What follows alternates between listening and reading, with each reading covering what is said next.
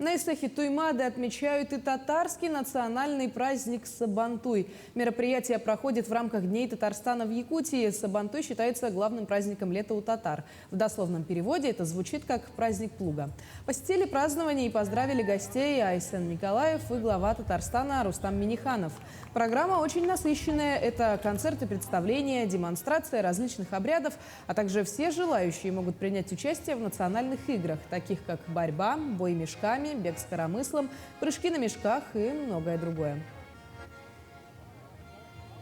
Всех поздравляю с сегодняшним замечательным праздником Исех.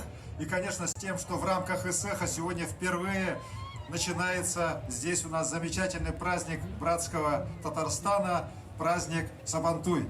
Для нас это очень важно, потому что наш Исех Туймады, он давно уже превратился из праздника одного народа в праздник всех народов, которые живут у нас в Якутии.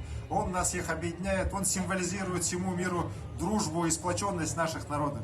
И я очень рад, что в эти дни радость нашего юбилейного Исеха сегодня приехала такая большая делегация Братской Республики Татарстан во главе с ее президентом Рустамом Нургалиевичем.